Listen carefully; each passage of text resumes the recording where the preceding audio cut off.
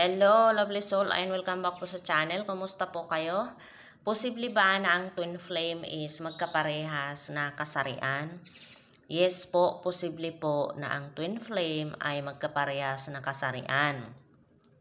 So, posibleng parehas na babae, parehas na lalaki. Hindi lamang opposite sex. Okay po? Ang twin flame po kasi, ang pangunahing konsepto po nito is yung malalim na koneksyon ng kaluluwa, hindi ng kasarian.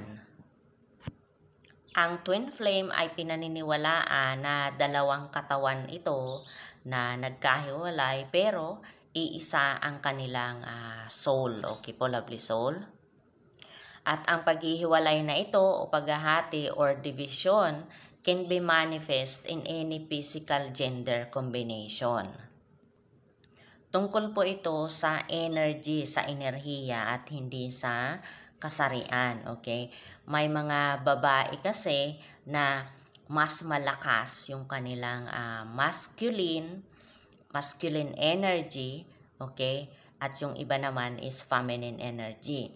At mayroon din namang mga lalaki na mas malakas din yung kanilang feminine energy kaysa sa masculine energy. So, it's about energy po, hindi sa physical na kasarian. At wala pong rules, okay? Ang universe ay malawak. Walang nagdidikta na ang relationship ng twin flames is opposite sex lang, okay? So, yun nga po is twin flames is hindi kasarian kundi soul connection. So, kaya walang nagdidikta na ang twin flames is opposite sex lang. So, kaya pwede silang magkaparehas na babae at magkaparehas na lalaki. Maraming mga tao ang nakakaranas o naguulat ng kanilang mga koneksyon sa parehas na same sex, kumbaga.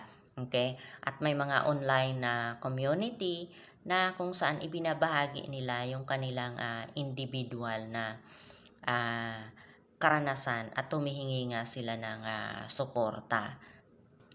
Ang mga relasyon po kasi ng twin flames, anuman ang kasarian, ay madalas na inilalarawan ito bilang pagbabagong anyo or transformation, okay? At nakasentro po ito sa spiritual growth at healing. Okay po, lovely soul? So, kaya yung sinasabi po ni Ma'am Althea Guevara na nakasama na niya yung kanyang twin flame, kaya lang nagkahiwalay sila at parehas sila ng kasarian, posible po yun. Okay po? And yung sinasabi nyo naman po, Ma'am Althea, na hindi na kayo umasa kasi bawal, wala pong bawal kay universe. Okay? Ang nagbabawal na lang po is religion. So again is old beliefs po yun, okay? And sa religion na nga po yun, okay? So kung desisyon nyo po na hindi na kayo umasa, nasa sa inyo po yun, okay po? Pero ang sinasabi ko po is posible na magkasama kayo ulit as long as na magkaroon kayo ng spiritual growth and healing. Okay po? And kung talagang gusto nyo, mangyayari yun sa inyo. Okay? Powerful po yung ating mind. Dapat maging aware po kayo doon. Kasi si universe, lagi siyang naririnig at lagi siyang mayroong sagot sa kung ano man yung tanong natin.